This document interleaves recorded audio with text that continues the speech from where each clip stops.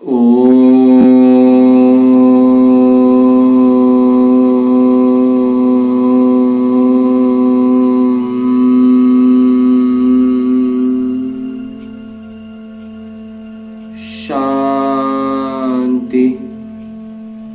ओम शांति बाबा। बाबा ओम शांति। आज 15 अक्टूबर 2022 की मुरली है। बाबा कह रहे हैं, मीठे बच्चे सवेरे सवेरे उठ याद में बैठने का अभ्यास करो। भोजन पर भी एक दूसरे को बाबा की याद दिलाओ। याद करते करते तुम पास विद ऑनर बिल्कुल सहजता से उत्तीर्ण हो जाएंगे। बाबा प्रश्न पूछते हैं कि किस एक कमी के कारण बच्चों की शिकायत बाबा के पास आती है। उत्तर बतलाते हैं बाबा कि कई बच्चे अभी तक प्रेम स्वरूप नहीं बने हैं। मुख से दुख देने वाले बोल बोलते रहते हैं, इसलिए बाबा के पास शिकायत आती है। बच्चों को बहुत प्रेम से चलना है। अगर स्वयं में ही कोई अवगुण रूपी भूत होगा तो दूसरों को कैसे निकालेंगे। खुद में ही अवगुण भरा है, दूसरों को कैसे निकालेंगे। इसलिए देवताओं जैसा प्रेम स्वरूप बनना है, भूत निकाल देना है। गीत है, आखिर वह दिन आया आज। ओम शांति। बच्चे गरीब निवास बाबा को जान चुके हैं और बाबा की याद में बैठे रहते हैं। भल आंखों से किसी को भी देखें, कर्मेंद्रियों से कर्म भी करें, परंतु गाया जाता है, हाथों से कर्म करते रहो, दिल माशूक तरफ लगाते रहो। ब्राह्मण कुलभूषण जानते हैं और उनसे ही बाबा बात करते हैं कि आधा कल्प तुमने बाबा को याद किया। नाटक अनुसार अब तुमको बाबा की स्मृति आई है कि यह सृष्टि चक्र कैसे फिरता है। सारी दुनिया विस्मृति में है, सब भूले पड़े हैं। बाबा की रचना और बाबा के पतित से पावन बनाने व सर्व की सद्गति करने के कर्तव्य को कोई नहीं जानते।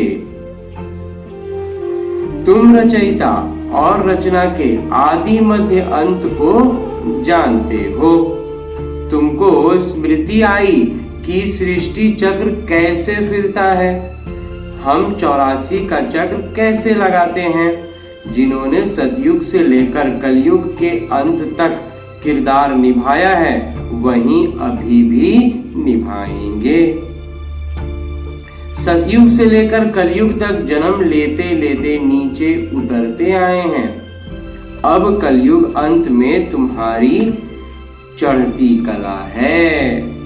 कहते हैं, चढ़ती कला तेरे भाने सर्व का भला। चढ़ती कला तेरे भाने सर्व का भला। तो तुमको सारी स्मृति आई है। इसको कहा जाता है स्मृति लभता। स्मृति लभता नष्टो मोहा। किस द्वारा स्मृति आई है? बाबा द्वारा। अपने आप स्मृति नहीं आई। तुम जानते हो, हम आत्मा परमात्मा परमपिता परमात्मा की संतान है। यह शरीर तो लौकिक बाप पिता ने दिया। अब पारलौकिक पिता कहते हैं, यह पुराने शरीर का भान छोड़ो। जैसे सांप पुराना खाल छोड़ता है और नया लेता है, यह सतयुग से लगती है। यह बात सतयुग से लगती है कि पुराना छोड़ना है, नया लेना है। तो तुम भी सतयुग से लेकर खाल छोड़ना शुरू करेंगे। अब तुम्हारा अंतिम जन्म है। बाबा कहते हैं, बाकी थोड़ा समय है, तुमको धीरज मिला है। तुम खुशी में हो कि हम फिर से बाबा द्वारा मुख का वर्षा पा रहे हैं। सुख का वर्षा तो बाबा द्वारा मिलेगा ना। यह बात कोई मनुष्यों की बुद्धि में नहीं आती है। वह लक्ष्मी नारायण के मंदिर में जाएंगे तो उनकी बुद्धि में यह नहीं आएगा कि यह कौन है। यह तो भक्ति मार्ग में हाथ जोड़कर कहते रहते हैं, तुम माता पिता। शिव बाबा तो सबसे बड़े ठहरे। शिव बाबा बागवान भी हैं, क्योंकि नए देवी देवता बगीचे की कलम लगाते हैं, तो खुद माली भी हैं और हाथ पकड़कर साथ भी ले जाते हैं। तो बाबा माली, बागवान और खेवैया कैसे हैं, यह सब तुम बच्चे ही जानते हो। यह सब अनेक नाम हैं, उनको मुक्ति दाता भी कहते हैं। याद भी उनको करना है। बाबा कहते हैं, यहाँ आते हो तो शिव बाबा को याद करके आओ। हमने तो शिव बाबा को अपना बनाया है। ब्रह्मा ने भी उनको अपना बनाया है, तो हम उनको ही क्यों ना याद करें।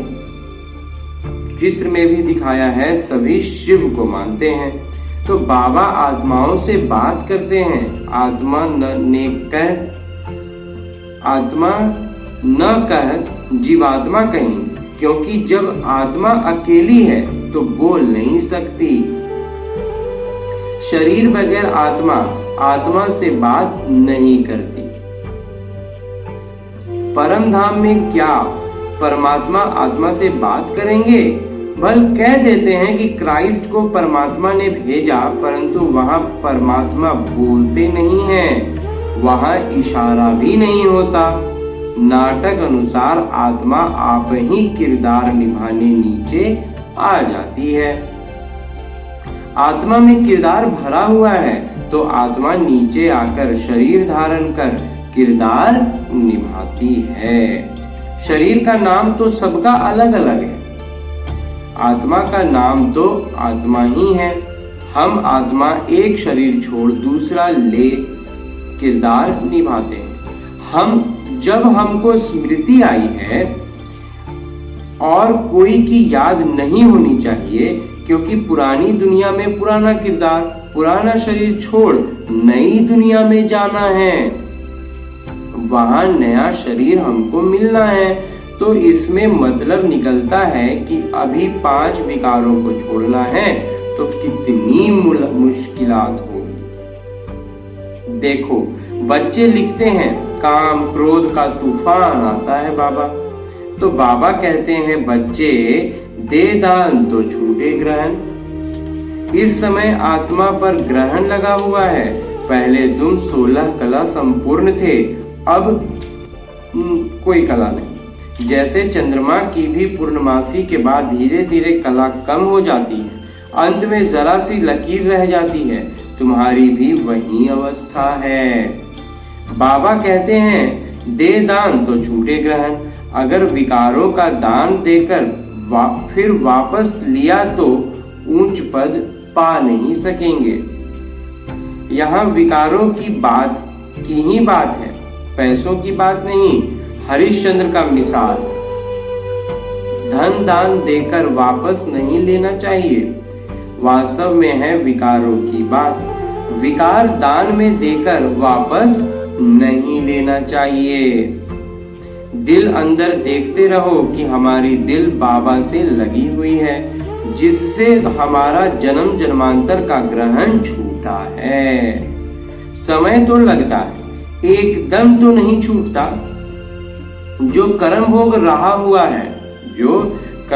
रहा हुआ है उसकी निशानी है बीमारी। तूफान आते हैं, इसका कारण पूरा योग नहीं है। बाबा कहते हैं, और संग तोड़ मुझ एक के संग जोड़ो। और सत्संगों में माशूक को नहीं जानते, यह भी नहीं जानते कि आत्मा में 84 जन्मों का अविनाशी किरदार नूंधा हुआ है। पहले हमारी बुद्धि में भी नहीं था, तो औरों की बुद्धि में भी कैसे होगा? तो हम देवता घराने के थे, वह भी नहीं जानते थे।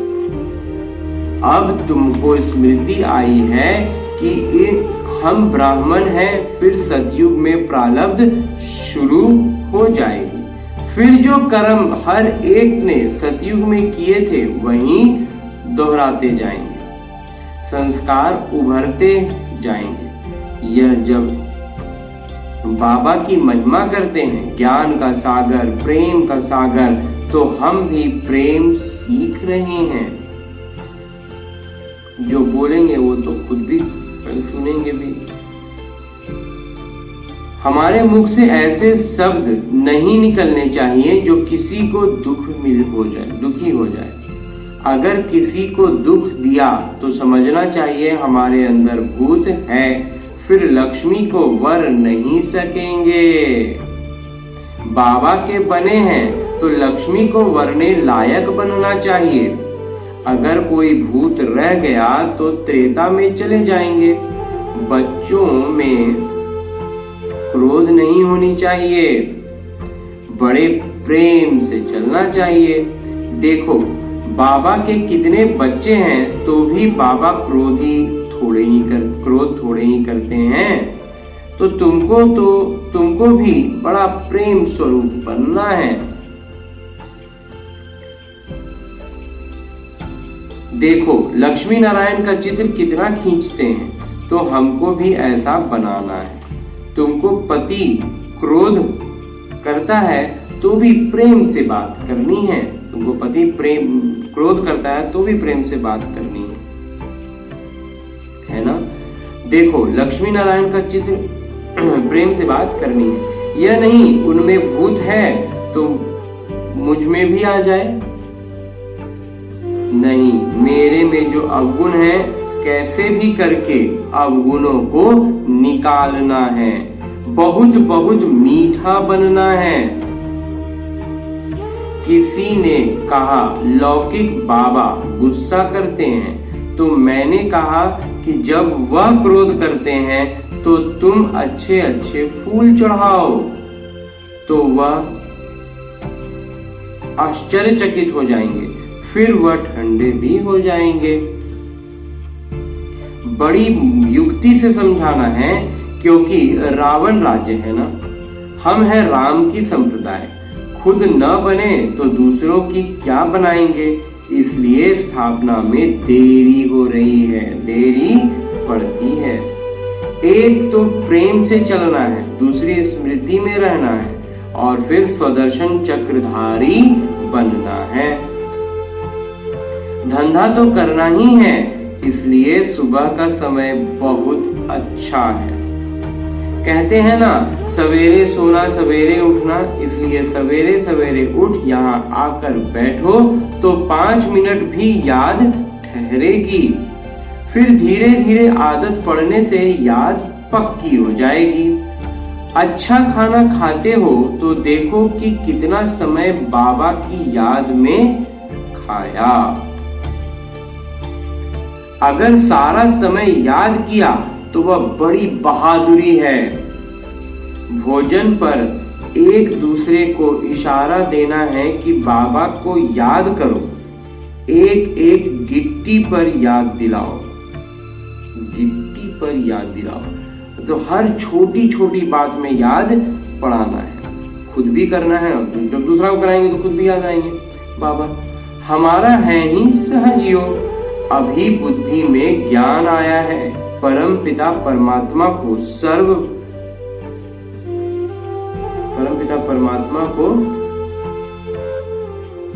सर्वशक्तिवान कहते हैं, तो उनमें भला क्या शक्ति है? यह नहीं कि बॉम्ब्स बनाने की शक्ति है, नहीं। उनको याद करने से विकर्म विनाश हो जाते हैं, यह शक्ति है ना। देखो है कितना भोला और शक्ति कितनी है। यथार्थ रीति याद करने में मेहनत है ना, तो मेहनत करनी चाहिए। सुबह का समय अच्छा होता है। भक्ति भी सवेरे सवेरे उठते हैं, भक्ति में भी सवेरे सवेरे उठते हैं, ज्ञान में भी सवेरे का समय बहुत अच्छा है। बाबा कहते हैं, मैं कल्प में एक बार ही आता हूँ तुमको साथ ले जाने के लिए, तो बिल्कुल खुशी खुशी से जाना है, दुख धाम से निकलना है। ऐसी स्मृति होगी तो डरेंगे नहीं, डरेंगे नहीं।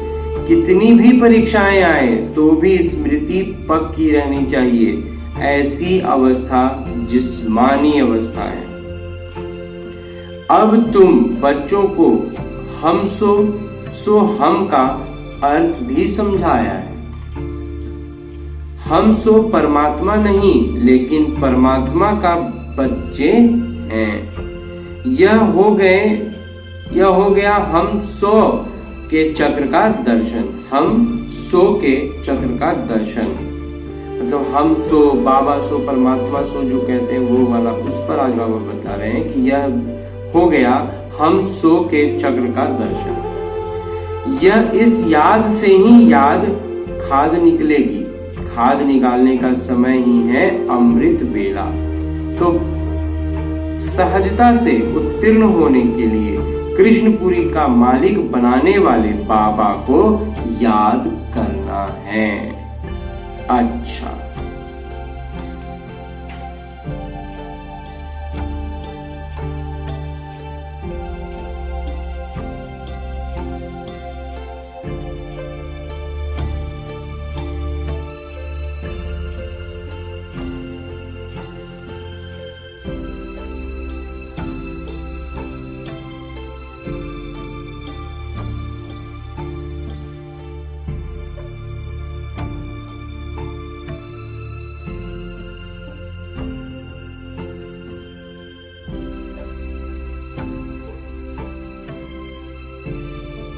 मीठे मीठे सिकिलदे बच्चों प्रति माता पिता बाबा का याद, प्यार और आशीर्वाद। रूहानी बाबा की रूहानी बच्चों को नमस्ते।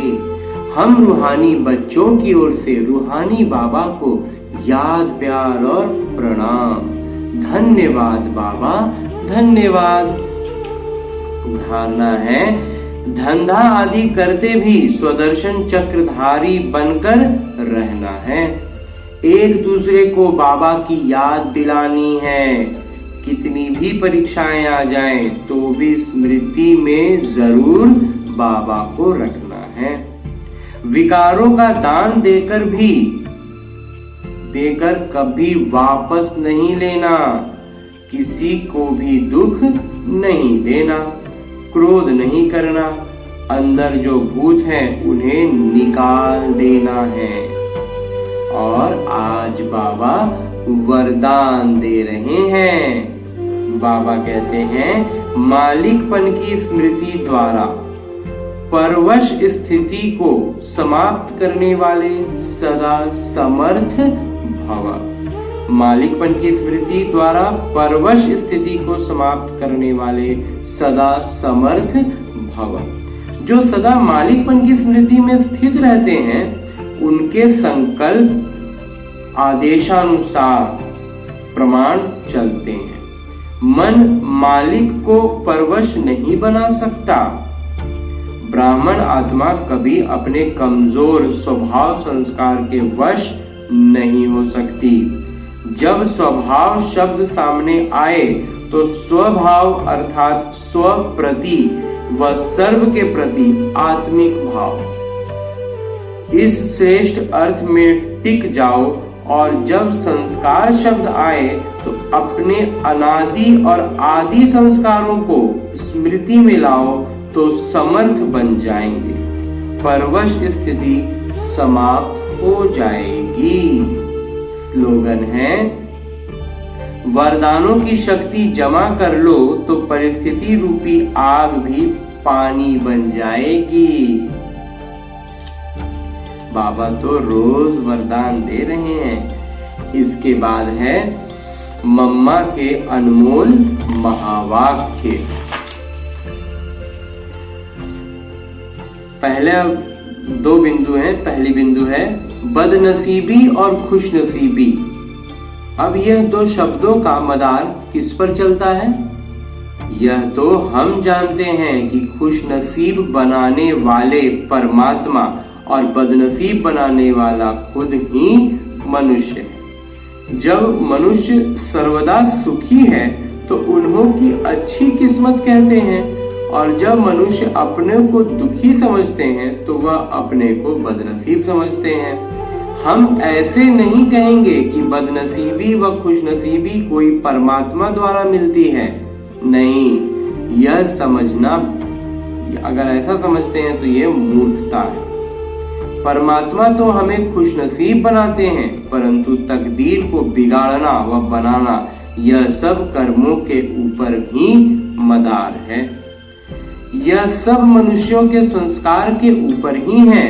फिर जैसे पाप और पुण्य का संस्कार भरता है वैसे तकदीर बनती है, परंतु मनुष्य इस राज को न जानने के कारण परमात्मा के ऊपर दोष दे देते हैं।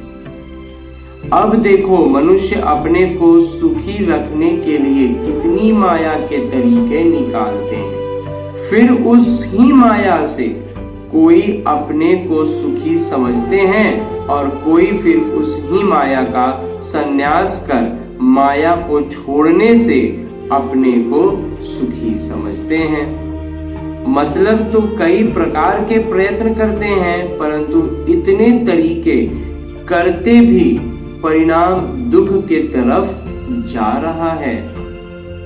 परिणाम, जो अंतिम परिणाम, वो दुख ही दुख दे रहा है। जब सृष्टि पर भारी दुख होता है तब उसी समय स्वयं परमात्मा आए, गुप्त रूप में अपने ईश्वरीय योग शक्ति से दैवी सृष्टि की स्थापना कराए, सभी मनुष्य आत्माओं को खुशकिस्मत बनाते हैं। दूसरी बिंदु है कि जिस समय ओम शांति कहते हैं तो उसका यथार्थ अर्थ मैं आत्मा शालिग्राम उस ज्योति स्वरूप परम पिता परमात्मा की संतान हूँ। हम भी वही पिता ज्योतिर्बिंदु परमात्मा के मुआफिक आकार वाली हैं। बाकी हम शालिग्राम बच्चे हैं, तो इन्हों को अपने ज्योति स्वरूप परमात्मा के साथ योग रखना है और लाइट माइट का वर्षा लेना है। प्रकाश और ईश्वरीय प्रकाश और बाबा का वर्षा लेना है। उस निराकार परमात्मा को श्वासोश्वास याद करना है। इसको ही अजपा जप कहा जाता है। अजपा जाप मतलब कोई भी मंत्र अपने के सिवाय प्राकृतिक उस परमात्मा की याद में रहना, इसको ही पूर्ण योग कहते हैं। योग का मतलब है एक ही योगेश्वर परमात्मा की याद में रहना। तो जो आत्माएं उस परमात्मा की याद में रहती हैं, उन्हों को योगी अथवा योगिनियां कहा जाता है। जब उस योग अर्थात याद में निरंतर रहें, तब ही विकर्मों और पापों का बोझ नष्ट होता है और आत्माएं पवित्र बन भविष्य जन्म में देवताई प्रारब्ध पाती हैं। अब यह चाहिए कि ज्ञान तब ही योग पूरा लग सकता है तो अपने को आत्मा समझ परमात्मा की याद में रहना, यह सच्चा ज्ञान है। अच्छा, ओम शांति। ओम शांति बाबा ओम शांति। ओम